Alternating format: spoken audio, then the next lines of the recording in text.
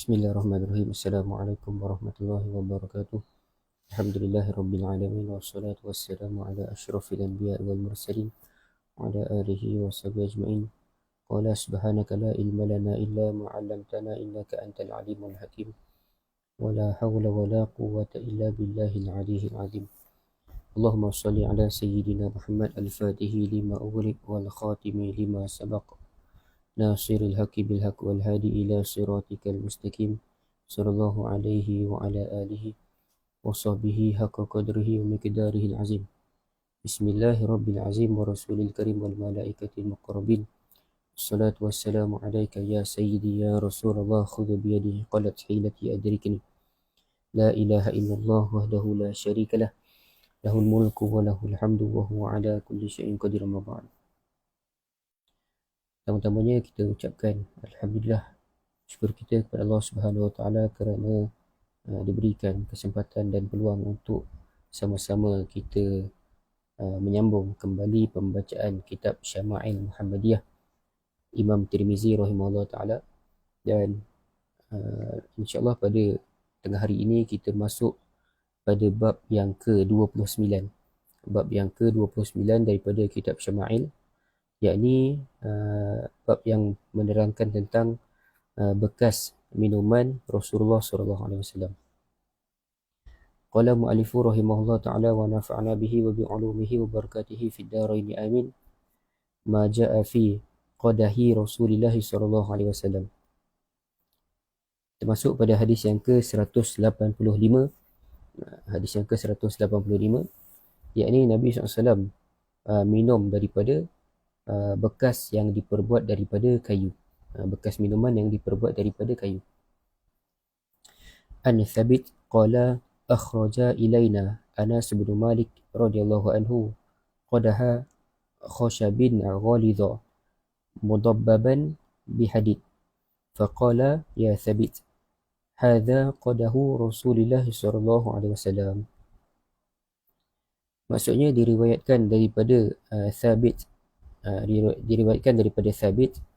beliau menceritakan Anas bin Malik radhiyallahu anhu mengeluarkan kepada kami satu bekas minuman daripada kayu kasar buatannya dan diikat dengan pengancing besi.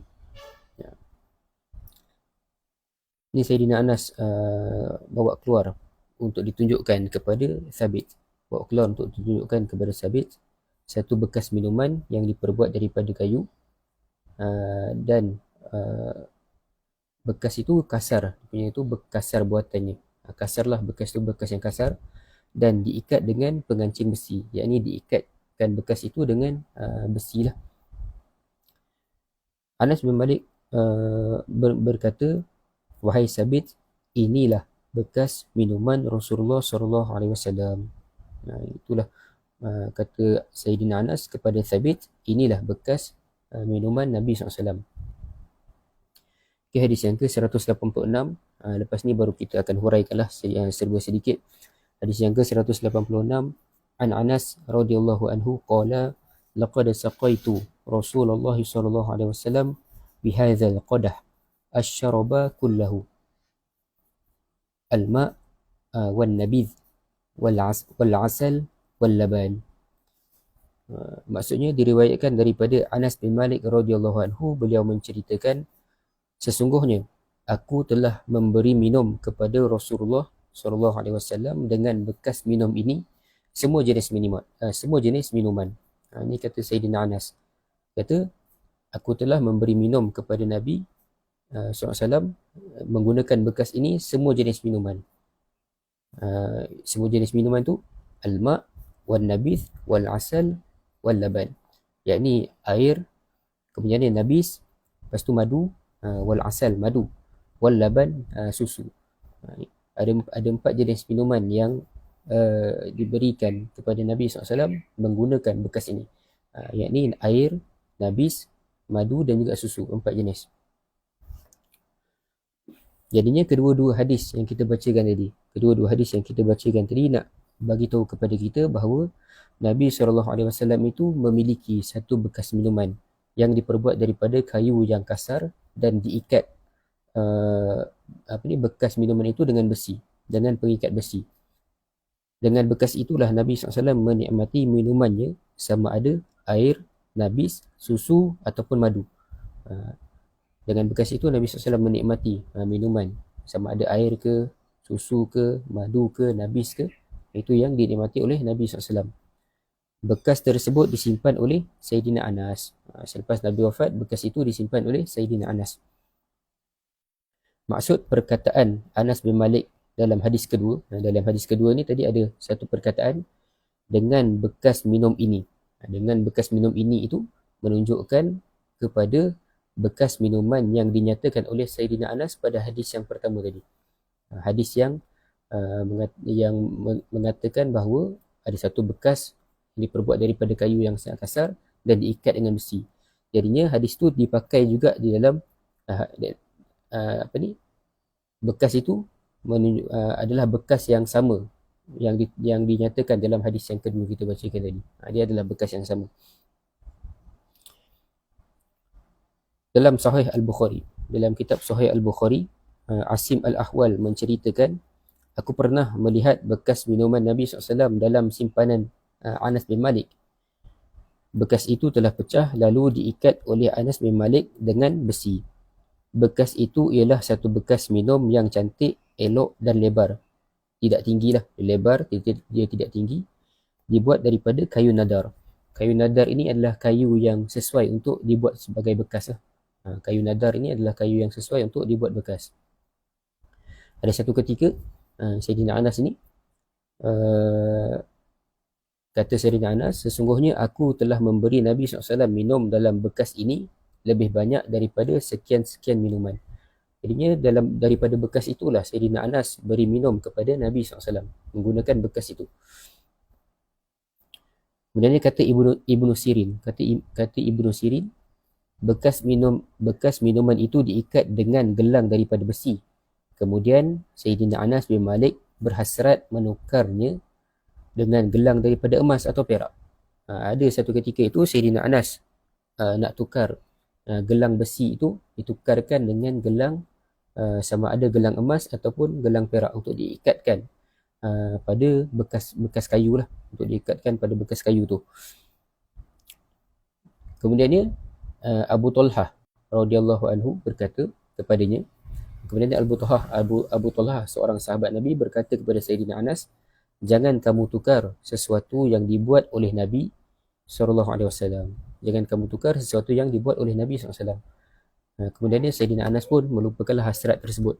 Dia tak buatlah nak tukarkan gelang besi itu dengan gelang emas ataupun perak. Dia tak buat. Jadinya daripada hadis ini kita dapat lihat betapa tawaduk ataupun rendah diri Nabi SAW, kerana baginda itu hanya minum di dalam bekas daripada kayu, walaupun baginda merupakan seorang Nabi dan juga seorang pemimpin. Nabi SAW itu hanya minum bekas daripada kayu. Tidak, Nabi SAW itu minum daripada bekas yang mewah-mewah, daripada emas ke perak ke, tidak. Nabi SAW hanya minum daripada bekas yang diperbuat daripada kayu yang kasar.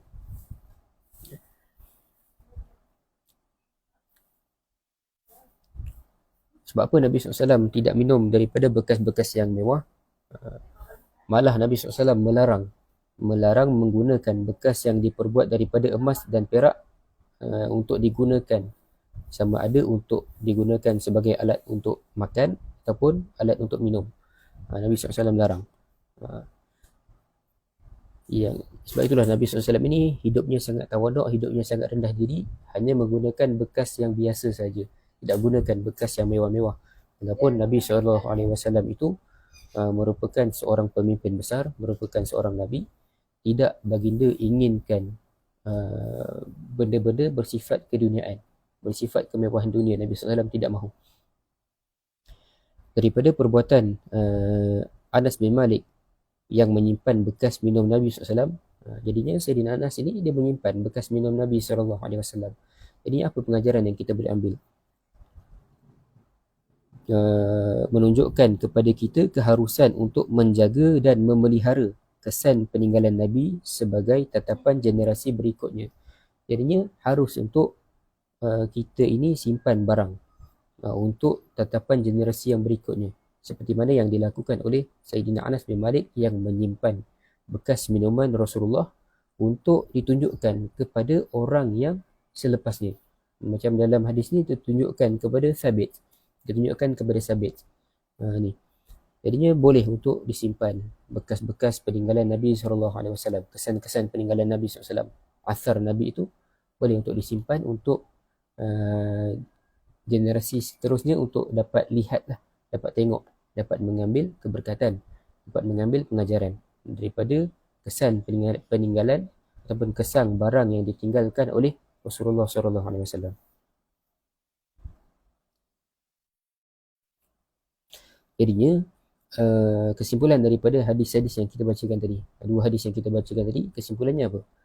Nabi SAW ini ada memiliki bekas minuman yang diperbuat daripada kayu nadar. Diperbuat daripada kayu nadar yang diikat dengan pengancing besi. Nabi SAW ada satu bekas minuman yang diperbuat daripada kayu nadar dan diikat bekas tersebut dengan besi. Supaya apa? Supaya kayu itu tidak bergeraklah, tidak beralih tempat, supaya dia menetap saja. Dan setelah baginda wafat, bekas itu disimpan oleh Sayyidina Anas bin Malik. Selepas Nabi wafat, bekas minuman itu disimpan oleh Sayyidina Anas.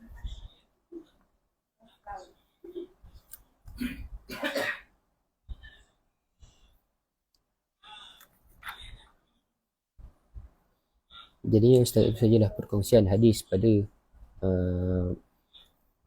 tengah hari ini.